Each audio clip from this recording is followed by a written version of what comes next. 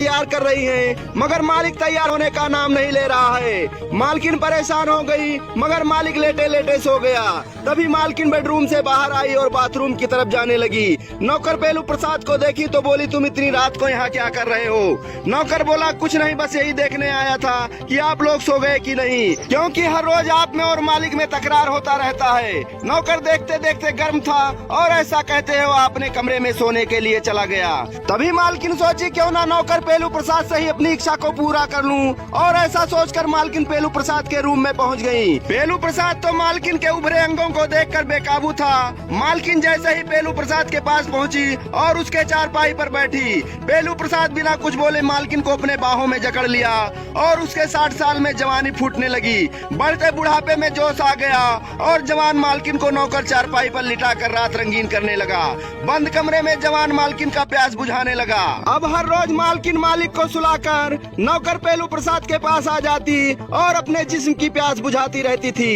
एक रात की बात है, मालकिन की जवान बहन भी आई हुई थी। वह अपने दीदी के साथ लेटी हुई थी। वह भी कुंवारी थी, मगर रात में वह 61-62 वाली फिल्म अक्सर देखा करती थी। वह अपने जीजा जी के घर आई थी, अपने दीदी को बहुत प्यार करती थी, इसलिए मिलने आई थी। उस रात मालकिन अपने छोटी बहन के साथ लेटी हुई थी और दोनों बातें कर रही थी। मालकिन छोटी बहन के सोने का इंतजार कर रही थी कि जब वह सो जाए तो पेलू प्रसाद के रूम में जाए, और उधर मालकिन की छोटी बहन अपने दीदी के सोने का इंतजार कर रही थी कि जब दीदी सो जाए तो वह 61-62 वाली फिल्म देखे। दोनों एक दूसरे के सोने का इंतजार कर रही थी, मगर जब मालकिन यहाँ देखी कि उसकी बहन नहीं सो रही तो मालकिन उठकर पेलू प्रसाद के रूम में चली गई। इधर मालकिन की छोटी बहन 61-62 वाली फिल्म देखने लगी, मगर देर तक जब उसकी बड़ी बहन नहीं आई तो मालकिन की बहन अपने दीदी को ढूंढने लगी। ढूंढते ढूंढते पेलू प्रसाद के रूम के पास गई तो कमरे से कामुक भरी आवाजें आ रही थी। रूम में लाइट जल रहा था। वह खिड़की की होल से झांक कर देखी तो उसकी दीदी आपत्तिजनक स्थिति में थी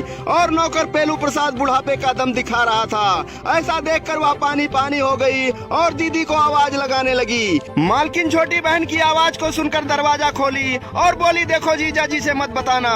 तभी वह बोली, नहीं बताऊंगी, मगर मुझे भी करना है। अब मालकिन और उसकी कुंवारी बहन दोनों नौकर पेलू प्रसाद के साथ बंद कमरे में जिस्म की प्यास बुझाने लगी। उधर मालिक की साली जब से आई थी तब से वह अपने पत्नी के साथ 61-62 नहीं किया था, क्योंकि दोनों बहनें एक साथ सोती थी। मगर मालिक मालकिन से मिलने जब रूम में गया तो देखा बेड खाली था।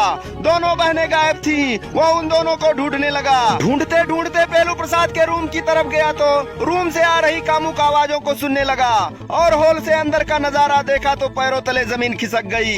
एक 60 साल का नौकर दो गाड़ी चला रहा था, वो भी एक साथ। पत्नी और साली को ऐसा करते देख वह क्रोध से आग बबूला हो गया।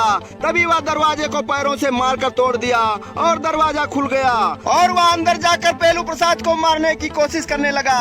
पति को ऐसा करते देख पत्नी और साली मालिक को पकड़ ली और नौकर को मारने से रोकने लगी। तभी नौकर पेलू प्रसाद डरकर मालिक के सर पर डंडे से वार कर दिया और मालिक की मौके पर ही मौत हो गई और नौकर पेलू प्रसाद भाग गया। मगर जब पुलिस को इस वारदात की खबर हुई तो पुलिस ने पेलू प्रसाद को पकड़कर उसे जेल भेज दिया और मालिक के शव को कब्जे में लेकर उसे पोस्टमार्टम के लिए भेज दिया। तो दोस्तों, हॉल के चक्कर में और 2 मिनट के मजे के चक्कर में मालकिन का सुहाग उजड़ गया। अब दोनों बहनें एक साथ रहकर ठुकाई ऑपरेटर की तलाश कर रही हैं। तो दोस्तों, आपराधिक मानसिकता को समझें, सावधान रहें, सतर्क रहें और अपने परिवार को सुरक्षित रखें। आप सभी प्यारे दर्शक बंधुओं को प्यार भरा